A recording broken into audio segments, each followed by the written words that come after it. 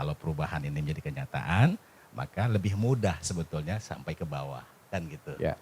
Artinya kita berharap ya Pilpres nanti ya, amin insya Allah inilah menjadi sebagai pemenang misalnya ya. Amin. Nanti jalan sama PKB, jalan terus waktu pilkada. Saya dengan Pak Surya Makmur nih kawan lama. Sebenarnya dia ini PKS yang kita PKB kan. Cuma dia lewat partai-partai lain dulu gitu.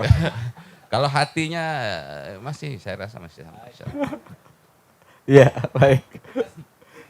Gimana Bang? Kita sebetulnya ingin mengajak PKS itu bergabung supaya apa? Sholawatan itu bergema di tengah-tengah PKS gitu loh. Yang selama ini kan apa? Tidak pernah sholawat. Terkait dengan pilkada itu sangat jauh kalau kita harus berbicara hari ini siapa kandidat yang layak untuk diajukan oleh masing-masing partai. Meskipun bisa saja memang mengajukan kandidat pilkada hari ini sebagai cara strategi partai untuk meningkatkan elektabilitas di pileg.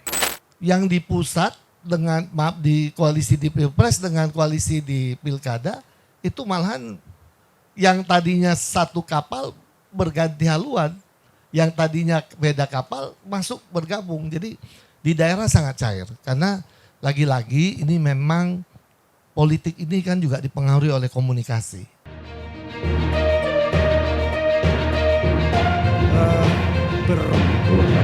Sebenarnya kita itu punya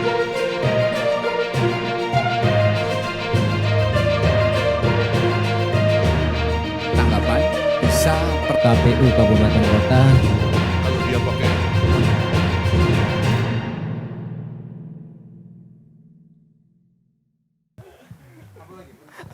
Ya, sudah saya ke koalisi PKS sama. Kayaknya memang sudah disusun sedemikian rupa ya. Ini koalisi pemerintah sini, nah sini oposisi nih. Kira-kira gimana Bang? Peluang itu Bang?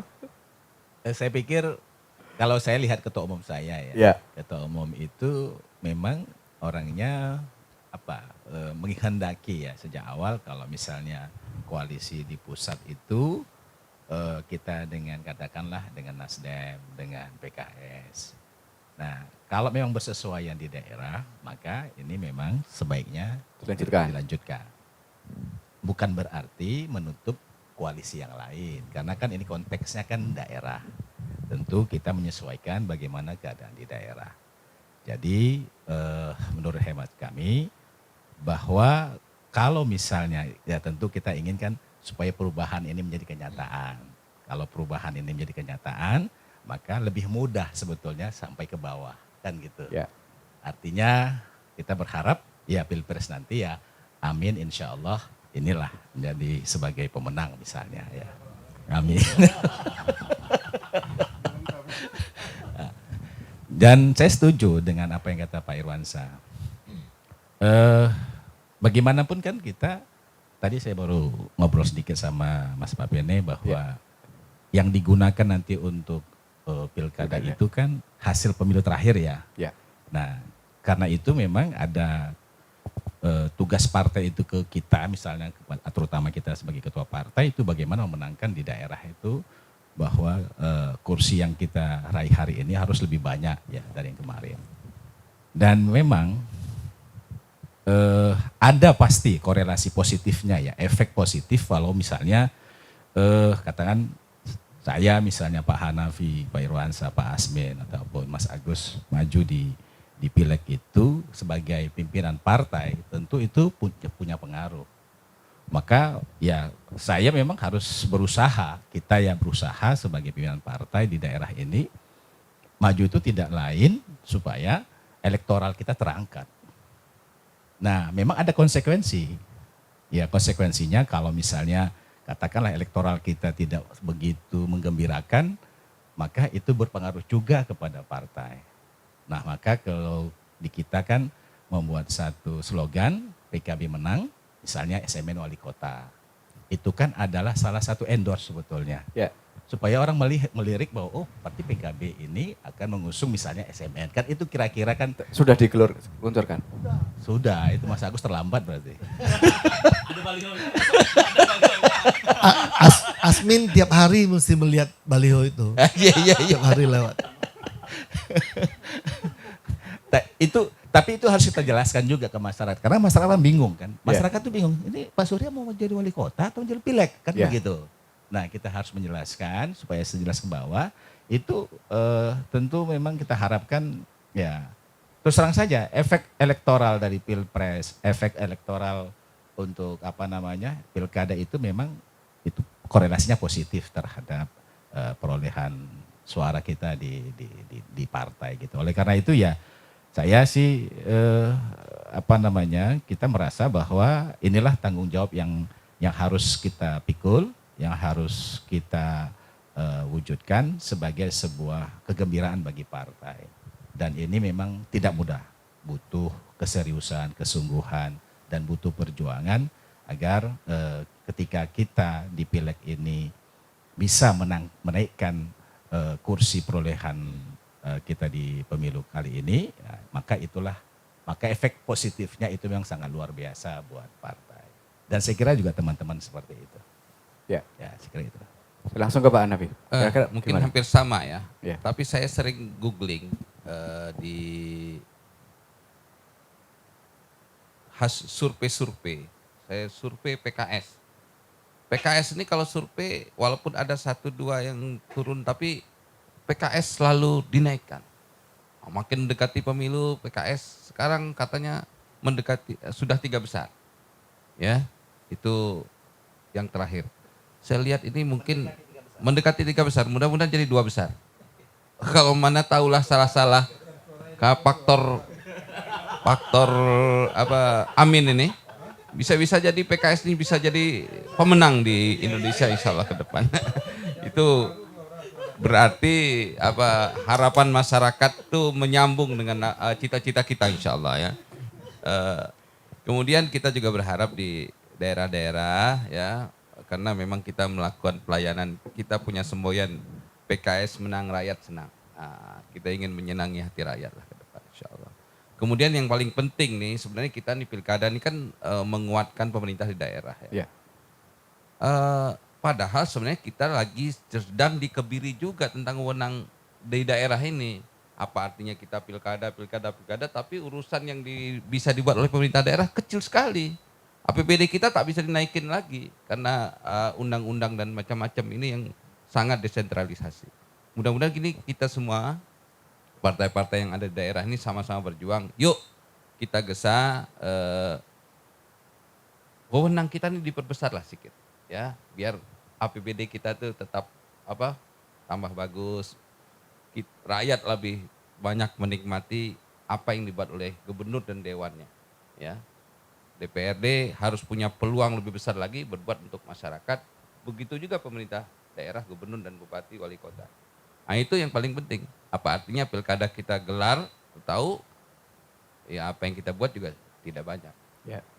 Nanti jalan sama PKB, jalan terus waktu pilkada. Saya dengan Pak Surya Makmur nih kawan lama. Sebenarnya dia ini PKS yang kita PKB kan. Cuma dia lewat partai-partai lain dulu gitu. Kalau hatinya saya rasa masih sama. Iya, baik. Gimana, Pak? Kita sebetulnya ingin mengajak PKS itu bergabung supaya sholawatan itu bergema di tengah-tengah PKS gitu loh. Yang selama ini kan tidak pernah sholawat.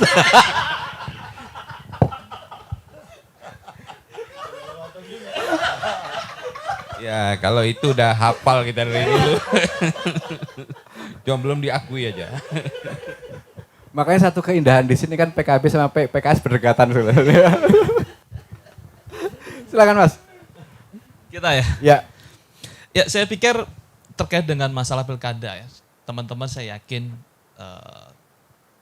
pileg itu akan menjadi batu pondasi terkait pilkada. Baik itu koalisinya maupun kandidat yang akan diusung. Makanya saya tadi di awal mengatakan bahwa 1 hari dalam politik itu sudah sangat terlalu lama. Karena perubahan-perubahan itu akan drastis. Ya, bisa jadi mungkin karena Pak Irwansyah sudah ketemu saya atau Bang Surya Makmur sudah ketemu saya hari ini, tiba-tiba besok ngajak gelora untuk koalisi misalkan pilkada. Nah bisa jadi gitu. Hal yang sangat mungkin Tetapi sekali lagi pasti kembali lagi nanti melihat dari hasil pileg. Kita tidak pernah tahu apakah di pileg nanti partai tertentu itu suara dan kursinya akan bertambah atau justru berkurang. Dan itu akan mempengaruhi konstelasi pilkadanya.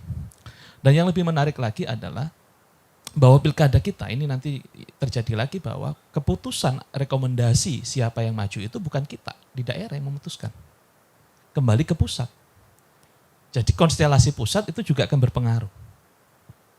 Bisa saja nanti di antara kita yang sudah duduk di tempat ini tiba-tiba tidak diajukan oleh partainya masing-masing untuk masuk pilkada atau malah diajukan. Nah, makanya saya pikir terkait dengan pilkada itu sangat jauh kalau kita harus berbicara hari ini siapa kandidat yang layak untuk diajukan oleh masing-masing partai. Meskipun bisa saja memang mengajukan kandidat pilkada hari ini sebagai cara strategi partai untuk meningkatkan elektabilitas di pileg. Itu sah-sah saja. Dan saya akui itu gentle.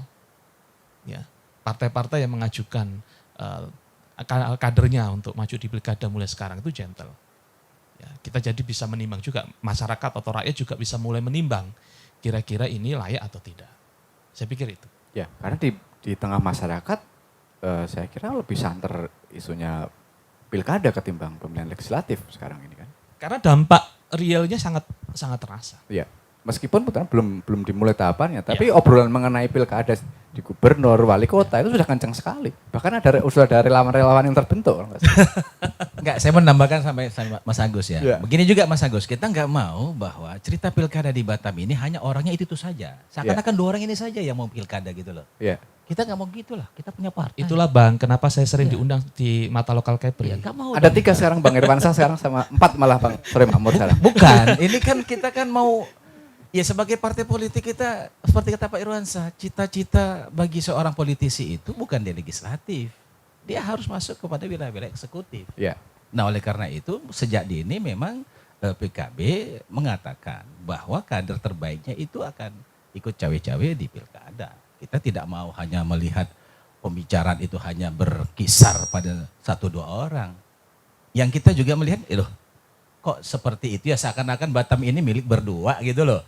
Nah padahal kita ini banyak potensi-potensi yang bisa memimpin daerah ini. Ya, karena Pak Irwansyah, belum ada yang berani muncul, Bang. Pak Asmin, Pak Patros. Ini karena beliau nggak mau aja nih. Kalau mau dari dulu sudah jadi kepala Yang lebih daerah layak ini. harusnya Pak Asmin. Paling senior di antara kita semua. Makanya kan begitu. Karena belum ada yang langsung muncul, yang terang-terangan kan kita bisa lihat kan gitu. Ya, ini lagi-lagi saya sependapat dengan Pak Irwansyah. Semua sudah diatur sama Allah. Jadi memang karir politik, kalau seorang politisi tentu meraih karir yang paling tinggi. Ya.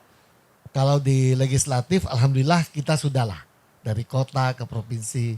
Nah kalau nanti memang ada kesempatan bisa duduk di eksekutif, maka kita bisa lebih menggenapkan perjuangan kita. Karena apa? Karena kalau di legislatif ini memang kita punya keterbatasan. Walaupun kita punya hak budgeter, tapi kita bukan eksekutornya. Kita cuma ikut menganggarkan. Soal nanti terlaksana atau tidak tergantung eksekutifnya. Jadi memang betul bahwa apa yang disampaikan oleh Pak Irwansyah, kemudian diperkuat Pak Surya Makmur, Mas Agus dari Gelora, Pak Hanafi, bahwa memang karir politiknya ya jadi eksekutif. Supaya bisa membantu orang lebih banyak lagi. Kalau sekarang kita bantunya cuma bisa dalam kapasitas kita sebagai anggota DPRD. Nah kembali lagi kepada tadi pertanyaannya, apakah koalisi Pilpres ini berpengaruh? Sangat berpengaruh, tetapi di daerah itu sangat cair. Saya ingin memberikan contoh bahwa beberapa kali pilkada kita pasangannya itu zigzag. Yang di pusat dengan di koalisi di Pilpres dengan koalisi di pilkada itu malahan yang tadinya satu kapal berganti haluan, yang tadinya beda kapal masuk bergabung. Jadi di daerah sangat cair karena lagi-lagi ini memang politik ini kan juga dipengaruhi oleh komunikasi. Kami dengan seperti contoh dengan Pak Irwansyah kemarin Pilgub P3 bersama Golkar. Ya. Bersatu. Jadi memang ini ujung-ujungnya memang bagaimana kemampuan komunikasi kita sebagai seorang politisi. Karena saya dengan Pak Surya Makmur, dengan Pak Hanafi Ekra, maaf kebetulan Mas Agus belum masuk ke parlemen. Kami alhamdulillah selama ini kalau komunikasi kita baik-baik aja, dan ketika sudah menjadi anggota DPR memang tidak lagi ada sekat-sekat partai kecuali pada saat memberikan pendapat akhir fraksi baru ada. Selebihnya semua sangat cair. Oleh karena itu kalau ditanya apakah koalisi Pilpres ini berpengaruh sampai ke daerah, iya. Tapi apakah itu yang menentukan segala-galanya? Tidak. Konon saya bisa membuktikan ada sebuah partai yang keras tidak mau bekerja sama dengan partai tertentu, tetapi di daerah-daerah tertentu bersama-sama juga kok. ya karena oleh karena itu kalau itu terjadi di Kepri kayaknya 2019. Dan bagi Golkar terus terang kita memang membangun negeri ini nggak bisa sendiri. Sekalipun betul tadi kami akan berjuang sekurang-kurangnya meraih 10 kursi. Kenapa? Supaya kami bisa mencalonkan sendiri. Tapi dalam proses pencalonan tetap nggak bisa kita cuma satu partai.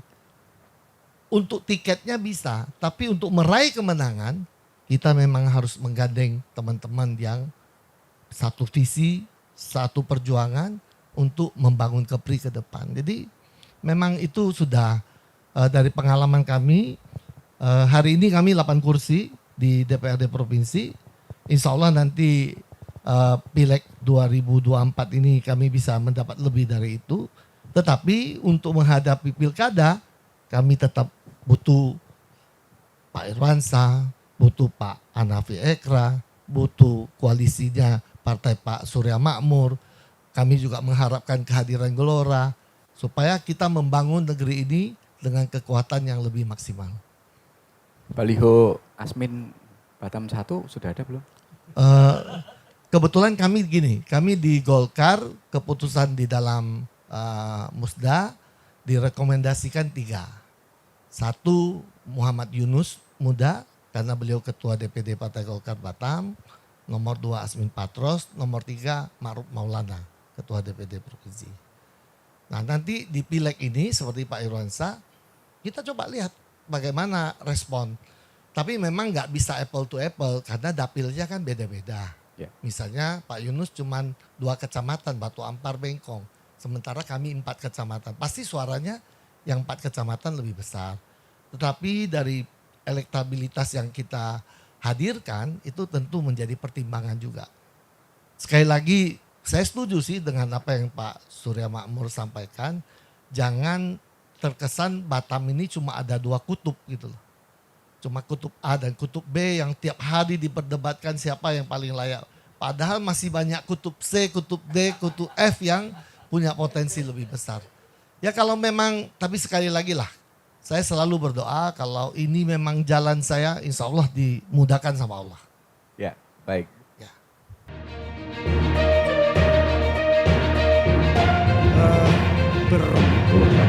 Sebenarnya kita itu punya